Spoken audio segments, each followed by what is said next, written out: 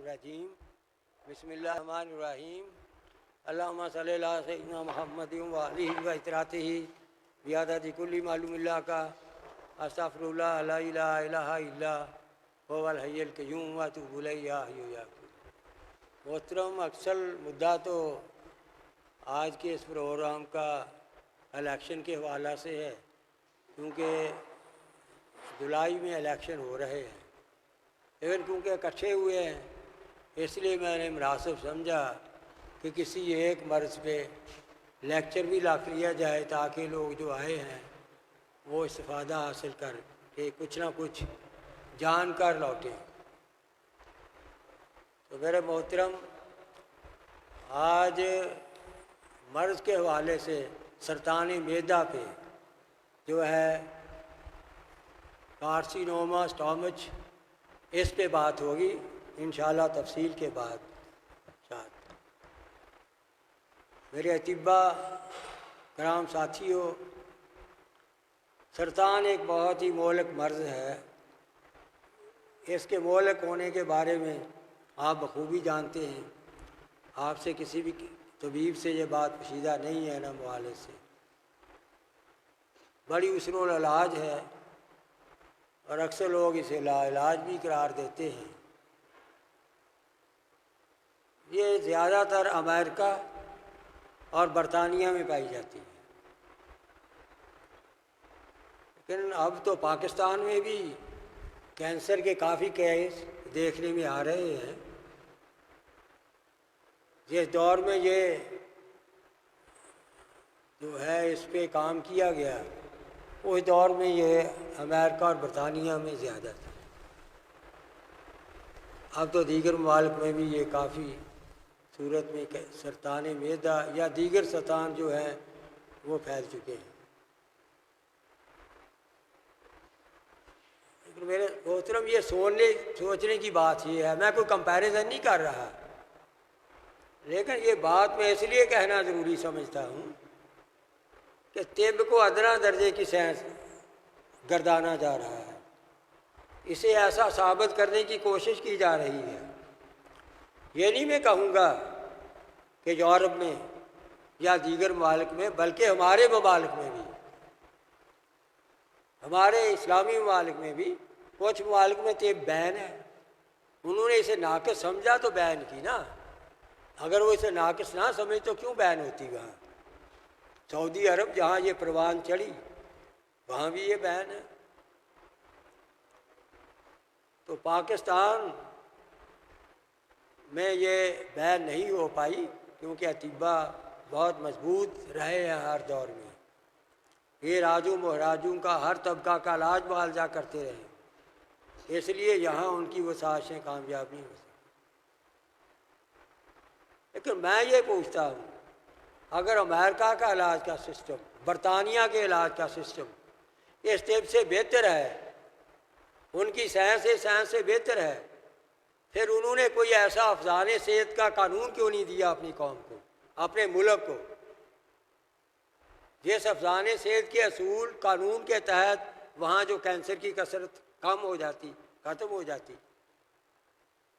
جو سائنس اپنی قوم کو، اپنی ملت کو، اپنے افراد کو حفظان صحت کا قانون اصول نہیں دے سکتی، وہ کیا سائنس ہے؟ اس کی کیا حقیقت اور وقت ہم اسے کسی بڑی سائنس کہہ سکتے ہیں؟ صرف وہ دنیا پہ حکمران ہے، دنیا پہ ان کی مانی جاتی ہے، اس لیے وہ سپر پاور ہیں اور ان کی بات بھی سپر ہے اور بات کوئی نہیں ہے اس میں۔ تو میرے محترم، یہ کینسر جو ہے اس میں عمر کا بھی بڑا عمل تعلق ہے۔ 30 سال سے، یعنی کہ چھوٹی عمر کے لوگوں کو کم لگتا ہے، بڑی عمر کے لوگ زیادہ اس سے متاثر ہوتے ہیں۔ خاص طور پر 30 سال سے کم عمر لوگوں میں یہ بہت کم دیکھنے میں آتا ہے، کم ہوتا ہے۔ 60 سال کی عمر سے جب زیادہ ہو جاتا ہے تو پھر یہ کینسر جو ہے یہ زیادہ لوگوں میں 60 سال کے عمر میں پایا جاتا ہے، یا اس سے زیادہ لوگ اس سے متاثر ہوتے ہیں کینسر کی اس مرض سے۔ مردوں کی نسبت عورتوں میں یہ زیادہ مرض پایا جاتا ہے کینسر کا، لیکن اگر پریکٹیکلی دیکھا جائے، اگر کتابی صورت میں دیکھا جائے تو یہ اس میں کوئی شک نہیں، وہاں یہی لکھا ہے کہ عورتیں مردوں کی نسبت زیادہ متاثر ہوتی ہیں کینسر سے، لیکن جو مشاہدات ہیں وہ بتا رہے ہیں کہ عورتیں جس قدر متاثر ہوتی ہیں مرد بھی اسی قدر کینسر کی مرض میں مبتلا ہو رہے ہیں۔ تو میرے محترم، یہ ہمارے لیے لمحہ فکریہ ہے، اس کے بارے میں ہم نے سوچنا ہے کہ اسر العلاج یہ مرض ہے، اس کا علاج جو ہے وہ ہم کرنے میں کامیاب ہو جائیں، کر پائیں۔ کینسر اصل میں لاطینی زبان کا لفظ ہے، عربی میں اسے سرطان یعنی کیکڑا کا نام دیا گیا ہے، انگریزی میں اسے سارکوما کارسینوما کا نام دیا جاتا ہے، طب یونانی میں اسے اوما کا نام دیا جاتا ہے، اور عضو کے لحاظ سے، ٹیشو کے لحاظ سے، خلیہ کے اعتبار سے جو ہے اس کے پھر نام لکھ دیے جاتے ہیں۔ اگر چربی کا کینسر ہے تو لیپوما، اگر عضلات میں کینسر ہے مسکولر سسٹم میں، مسکولر ٹیشوز میں، تو میوما۔ اس طرح عضو کے ٹیشو کے اعتبار سے اس کے نام جو ہیں اس کو نام دے دیے جاتے ہیں۔ تو میرے محترم، کینسر ہے کیا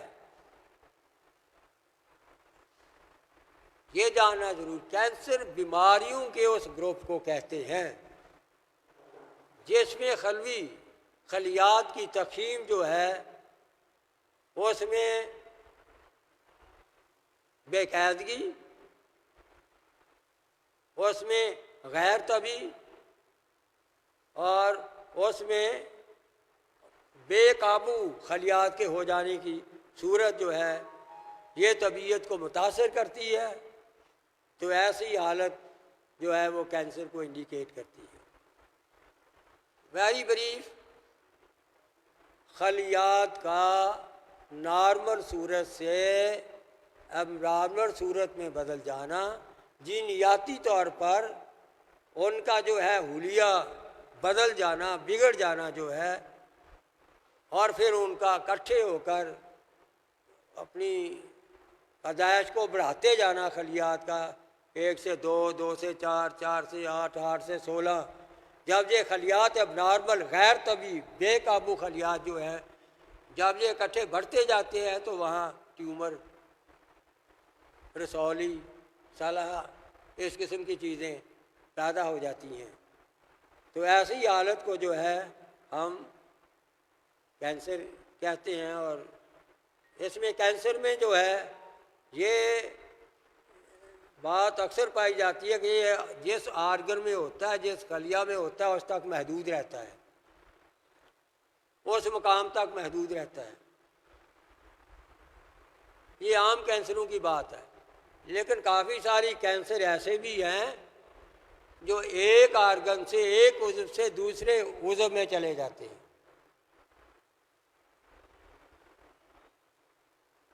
کیسے چلے جاتے ہیں؟ ایک تو ہمارے مہربان ڈاکٹر صاحبان جب اس کو کینسرس خلیات کو، ٹیومر یا رسولی کو نکال کر پھینک دیتے ہیں، اس میں سے جو کوئی خلیہ وہیں رہ جاتا ہے وہ کہیں اور جگہ پہ جا کر یا اسی جگہ پہ رہ جائے وہیں وہ گروتھ دوبارہ کر لیتا ہے۔ اس طرح کینسرس ٹیشوز کا جسم میں پھیلنا ایک تو اس سے ممکن ہے۔ دوسرا اس کی وجہ یہ ہے کہ دوران خون کے ذریعے کوئی کینسرس خلیہ ایک جگہ سے دوسری جگہ چلا جائے، وہاں رک جائے، جہاں وہ رکے گا وہ وہاں اپنی گروتھ بڑھائے گا، تقسیم در تقسیم ہوتا چلا جائے گا، وہ ٹیومر کی صورت اختیار کر لے گا وہاں بھی۔ اس کے دو ہی سورسز ہیں، ایک تو دوران خون اور دوسرا لیمفیٹک سسٹم۔ لمف کے ذریعے جو ہے یہ کینسرس خلیات سیلز ایک جگہ سے دوسری طرح تک، دوسری مقام تک، دوسرے عضو تک، دوسرے خلیات تک یہ پہنچ جاتے ہیں۔ لیکن یہ جو ہے کچھ کینسر ہوتے ہیں جو صرف اپنی جگہ تک محدود رہتے ہیں۔